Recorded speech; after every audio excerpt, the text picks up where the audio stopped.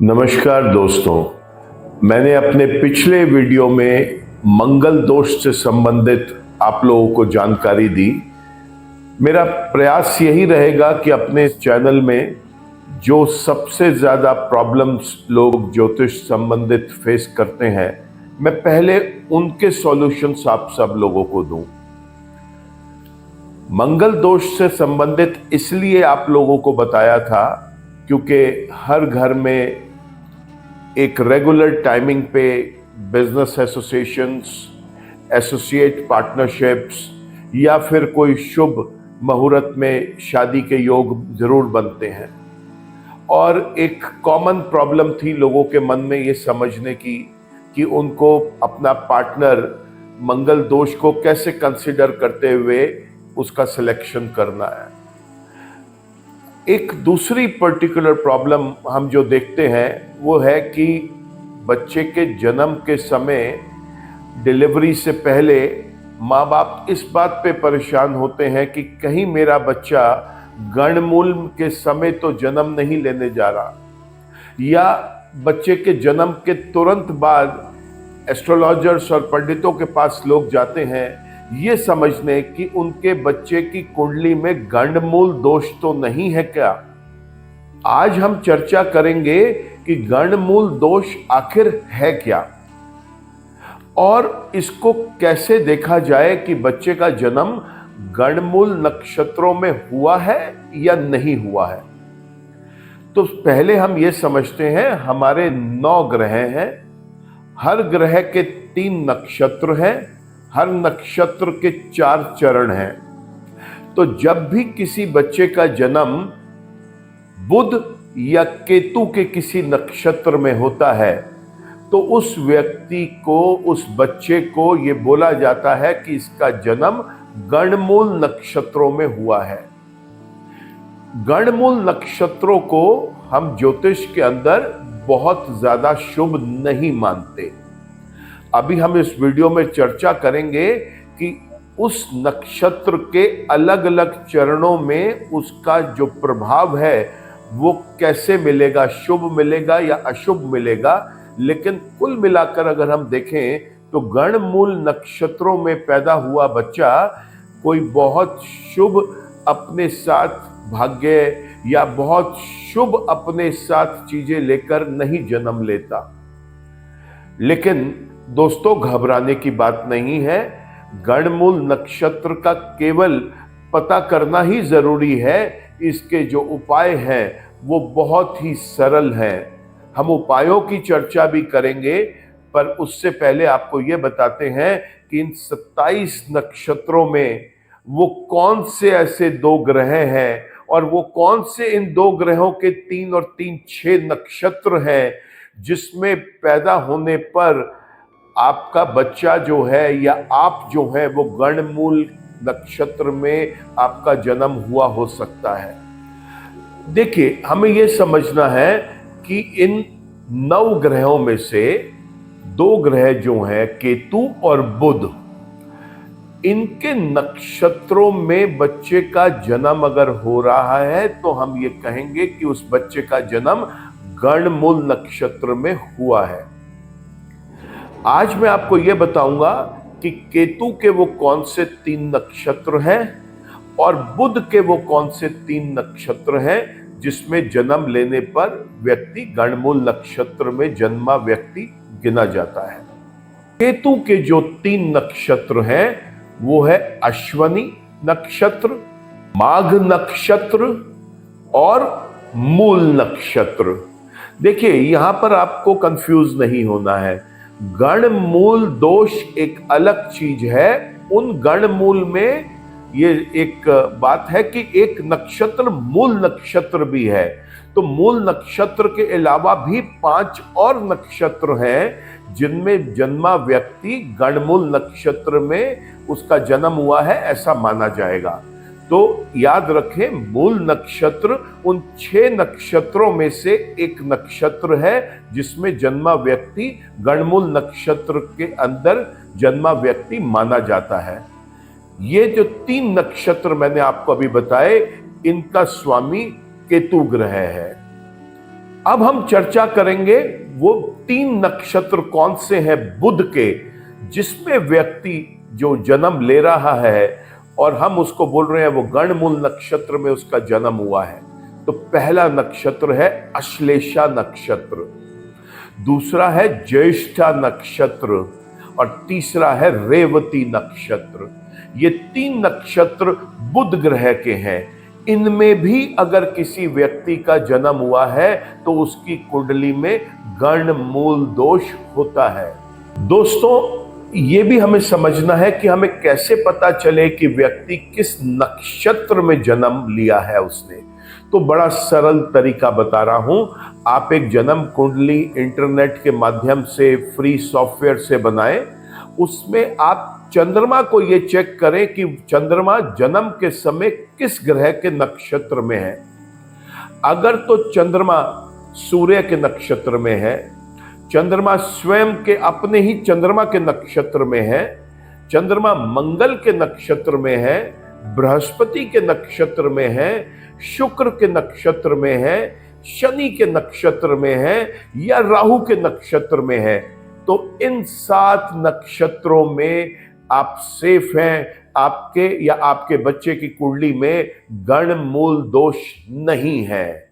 लेकिन अगर उस कुंडली में चंद्रमा को यह दिखाया गया है कि वो चंद्रमा बुध के या केतु के नक्षत्र में है, तो आप या आपके घर में जन्मा बच्चा गणमूल दोष से पीड़ित है।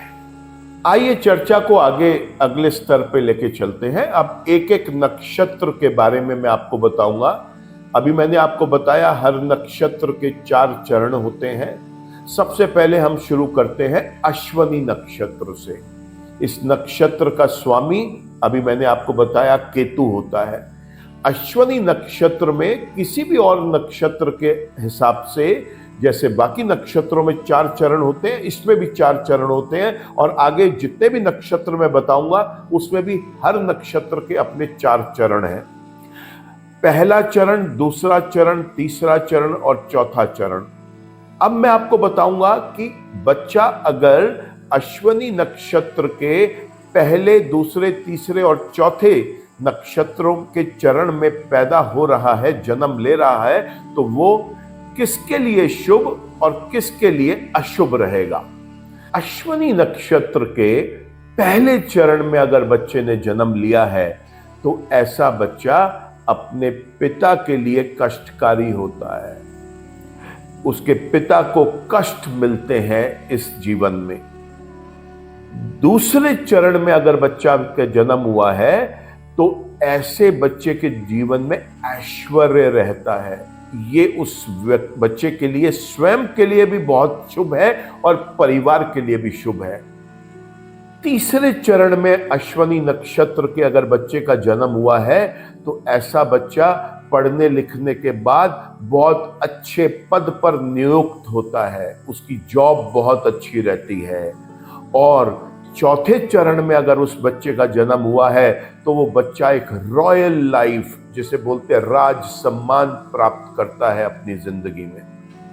तो देखा आपने, अश्वनी नक्षत्र के 4 चरणों में केवल पहला चरण ही ऐसा है जिसमें बच्चा अपने पिता को कष्ट दे रहा है। बाकी 3 चरणों में उसका जो जीवन है वो स्वयं के लिए भी शुभ है और बहुत अच्छा रहेगा उसका जीवन, और परिवार के लिए भी वो बच्चा बहुत शुभ रहता है। तो यहाँ घबराने की बात नहीं है। अश्वनी नक्षत्र में जन्मा व्यक्ति, जन्मा बच्चा, केवल पहले चरण में अगर उसका जन्म हुआ है वो ही खराब है, बाकी 3 चरण उसके शुभ हैं। अश्लेषा नक्षत्र की अगर हम बात करें तो इस नक्षत्र का स्वामी बुध ग्रह है। इसके भी 4 चरण हैं। इसमें जन्म लेने वाला व्यक्ति, पहले चरण में जन्म लेने वाला व्यक्ति बहुत शुभ और सुख प्राप्त करता है अपने जीवन में।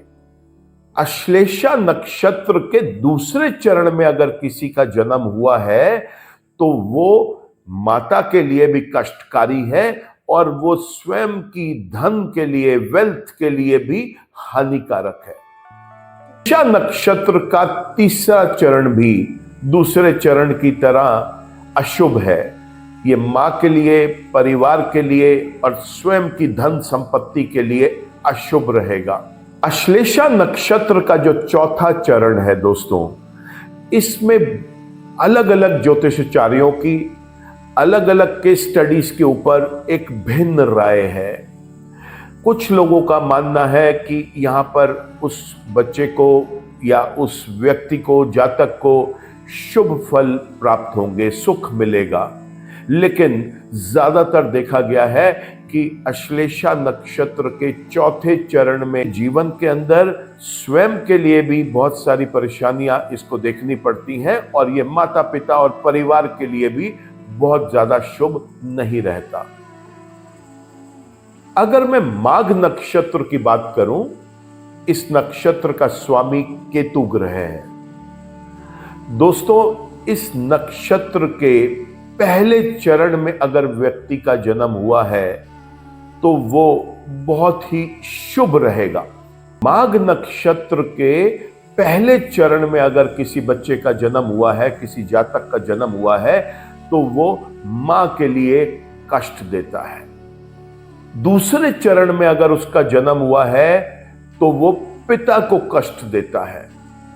तीसरे चरण में अगर जन्म हुआ है तो वो उसके जीवन में सुख के योग बनाता है। चौथे चरण में अगर उसका जन्म हुआ है तो वो उस व्यक्ति को बहुत बुद्धिमान और धनवान दोनों बनाने में सक्षम है। ज्येष्ठा नक्षत्र की अगर मैं बात करूं तो इस नक्षत्र का स्वामी बुध ग्रह है। दोस्तों, ये एक ऐसा नक्षत्र है जिसमें चारों चरण में ही कठिनाइयों का सामना करना पड़ता है।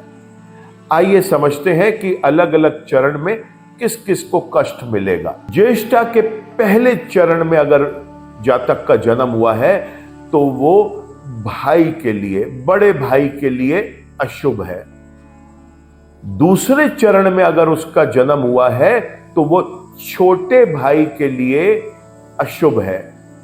ज्येष्ठा के तीसरे चरण में अगर किसी जातक का जन्म हुआ है तो वो उसकी माता के लिए कष्टकारी है। और चौथे चरण में अगर ज्येष्ठा के किसी का जन्म हुआ है तो वो पिता के लिए और उसके स्वयं के लिए कष्ट मिलेगा। दोस्तों, अब हम बात करेंगे मूल नक्षत्र की।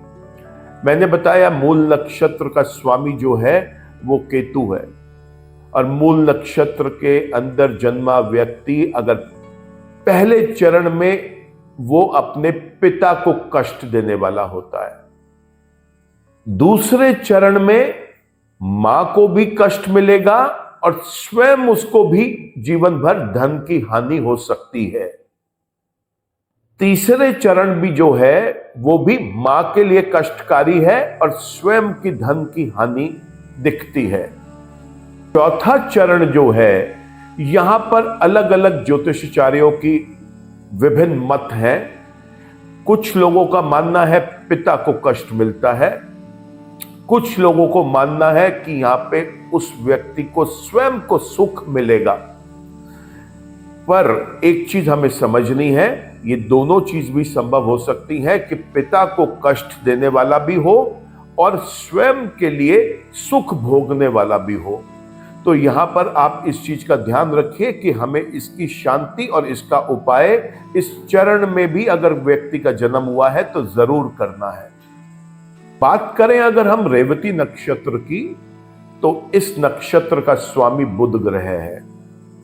दोस्तों, इस नक्षत्र के पहले चरण में अगर किसी जातक का जन्म हुआ है तो वो उसके लिए एक रॉयल लाइफ देने के लिए कैपेबल है। उसको राज सम्मान मिलेगा, सुख भोगेगा, एक रॉयल्टी के साथ अपनी जिंदगी जी सकता है।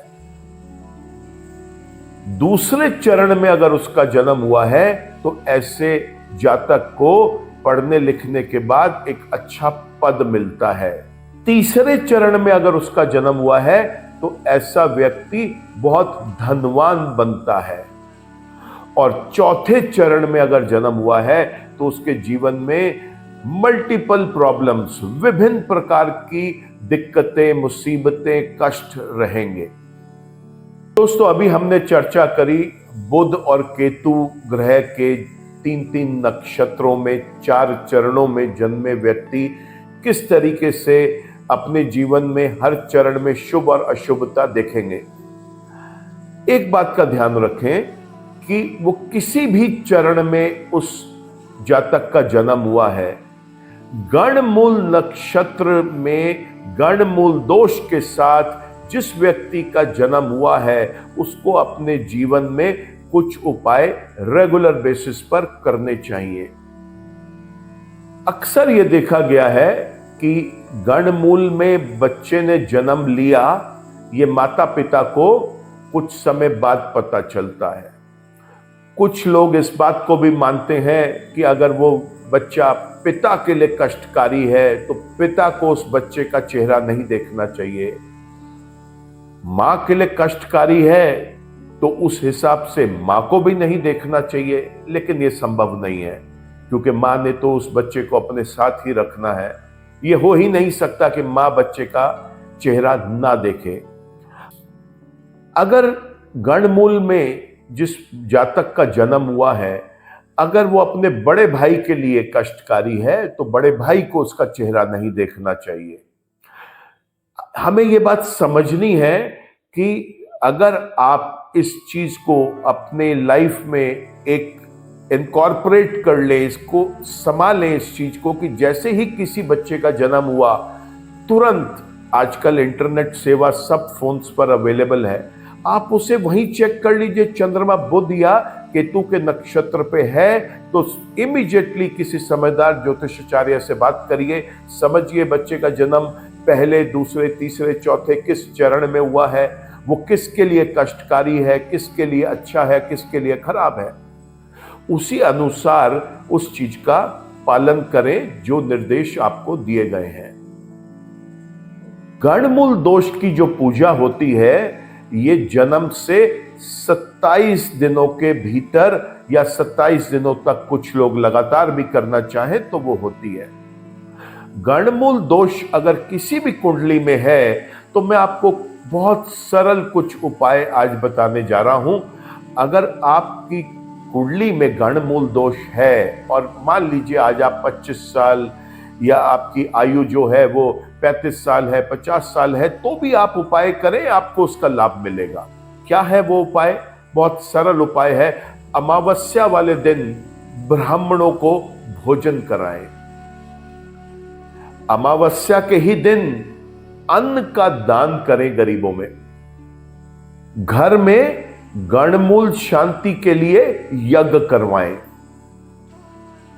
शिवलिंग पर दूध चढ़ाएं। पितरों का ध्यान करके पितरों की आत्मा की शांति को मन में रखते हुए उनके लिए दान करें।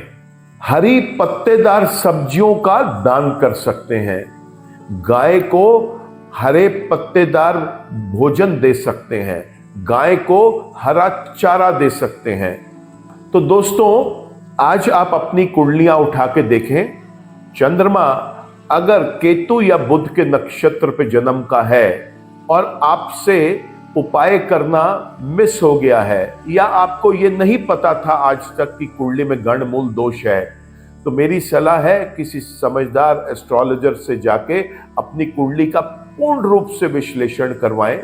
ग्रहों की स्थिति को देखते हुए अपने लिए उपाय करें। हो सकता है ये गणमूल दोष आपके जीवन में बाधा बन रहा हो आपको आगे बढ़ने के लिए। आप सोच रहे हैं कि मैं पूरी मेहनत कर रहा हूं फिर भी मुझे लाभ नहीं मिल रहा। आप देख रहे हैं कि आप अपना बेस्ट किसी चीज में डाल रहे हैं फिर भी रिजल्ट नहीं मिल रहा।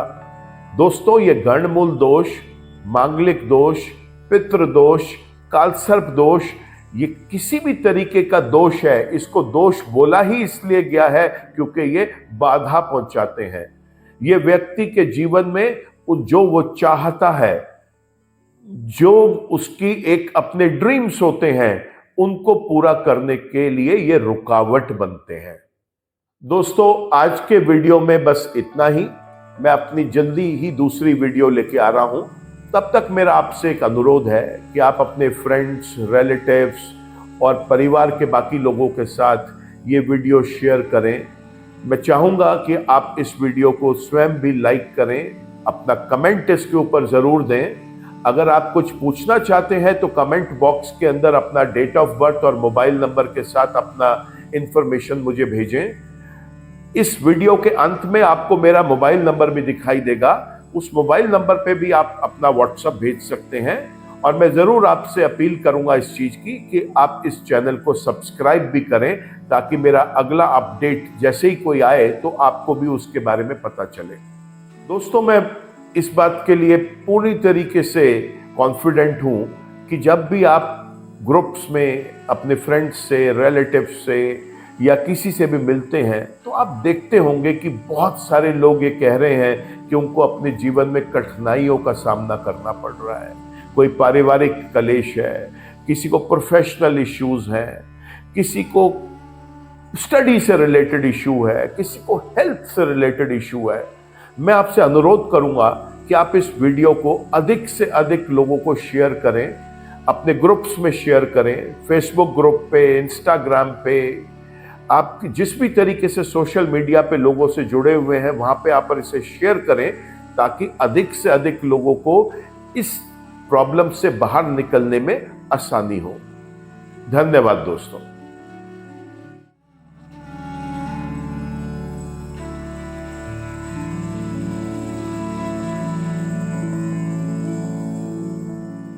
जीवन की सभी प्रकार की व्यक्तिगत, पारिवारिक और व्यावसायिक समस्याओं के समाधान के लिए तुरंत संपर्क करें। डॉक्टर विवेक चोपड़ा, पीएचडी, गोल्ड मेडलिस्ट, विश्व विख्यात ज्योतिषाचार्य एवं वास्तु एक्सपर्ट। कॉल अथवा व्हाट्सएप करें 9311131069 9212431069।